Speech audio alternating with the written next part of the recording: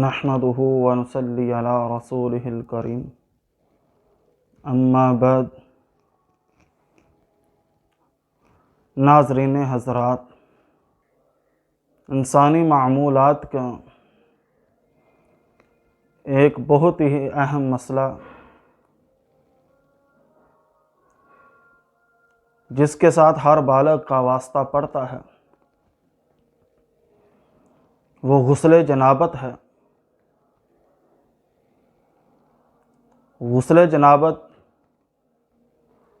ہر بالغ انسان پہ فرض ہے۔ انسان اتنی دیر تک طاہر اور پاک نہیں ہوتا جتنی دیر تک وہ سنت کے مطابق غسل نہ کرے۔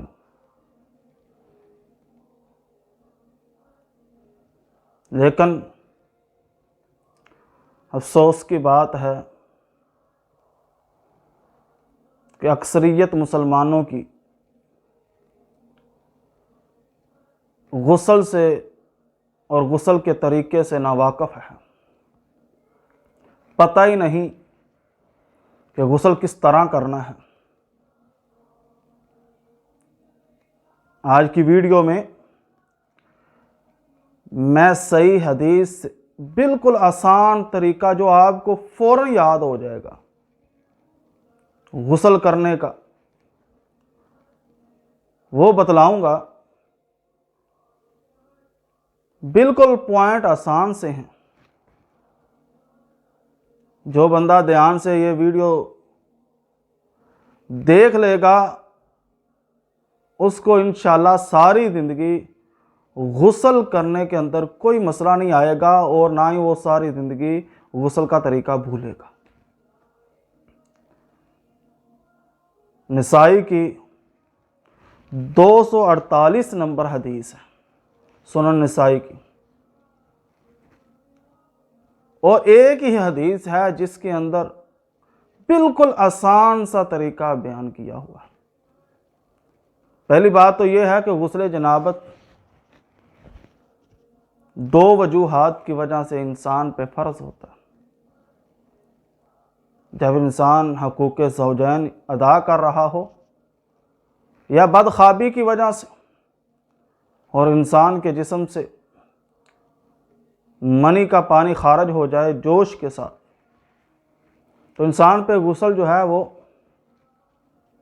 واجب ہو جاتا ہے۔ خیر، اس بحث میں تو نہیں جانا چاہتا۔ ماشاءاللہ صاحب عقل کو جو ہوتا ہے اور صاحب بالغ جو ہوتا ہے اس کو ان چیزوں کا پتہ ہوتا ہے۔ تو سب سے پہلے تو آپ نے اپنے جسم کا وہ حصہ صاف کر لینا ہے، دھو لینا ہے جہاں پر وہ غلیظ مادہ لگا ہوا ہے۔ اس کے بعد کیا کرنا ہے؟ بالکل آسان حدیث 5 پوائنٹ آپ ذہن میں رکھ لیں۔ انشاءاللہ آپ کو کبھی غسل کا طریقہ نہیں بھولے گا، اور نہ ہی غسل کرنے کے اندر کوئی پریشانی آئے گی۔ پہلا پوائنٹ، پہلے تو میں ساتھ ساتھ حدیث پڑھتا ہوں، اور ساتھ ساتھ پہلا پوائنٹ آپ نے اپنے ہاتھوں کو دھونا ہے۔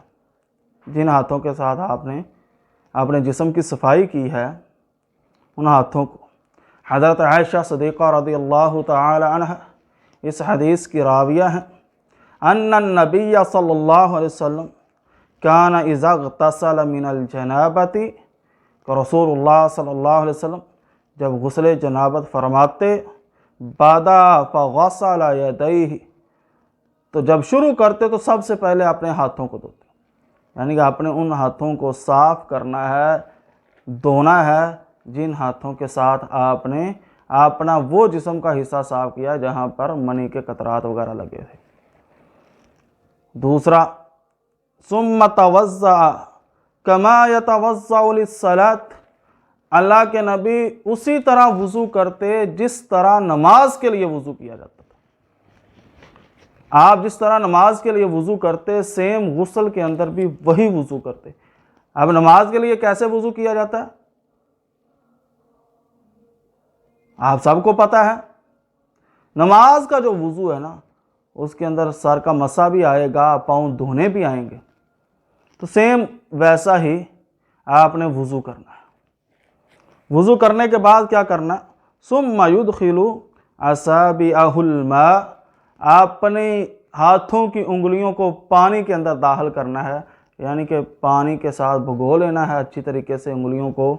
پھر فَيُخَلِّلُ بِهَا أَصُولَ شَعْرٍ، تو اپنے سر کے بالوں کا اچھی طرح خلال کرنا ہے۔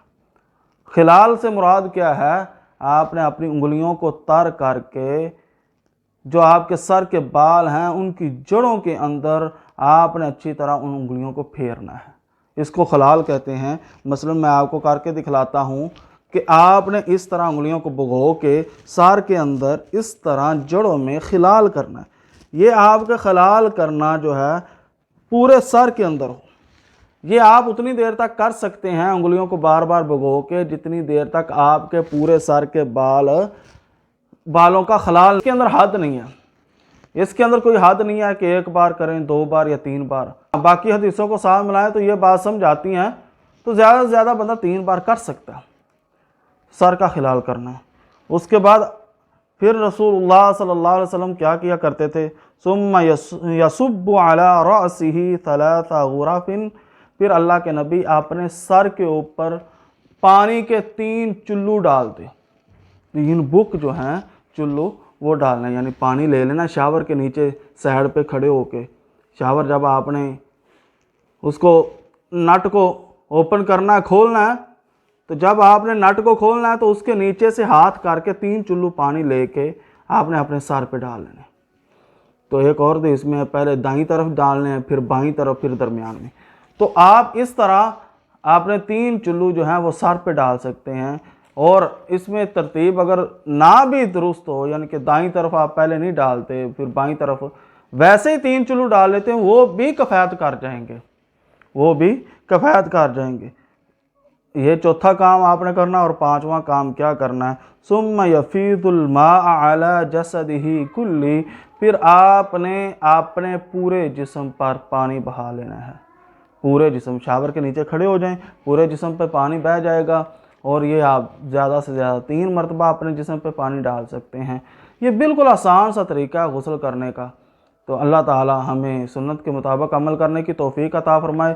ہاں، یہاں پر یہ بات بھی میں عرض کرتا چلوں، قرآن و حدیث میں غسل کے فرائض کا کوئی تصور نہیں ہے کہ غسل کے اتنے فرض ہیں، غسل کا یہ فرض ہے، یہ نفل ہے، یہ سنت ہے، ایسا کوئی تصور نہیں ہے۔ پورا کا پورا غسل واجب اور فرض ہے، اسی کے مطابق انسان کو غسل کرنا پڑے گا۔ یہ بات بالکل غلط ہے کہ غسل کے 3 فرائض ہیں، تو یہ 3 فرائض والا کوئی اسلام میں تصور نہیں ہے۔ وآخر دعوانا الحمدللہ رب العالمین۔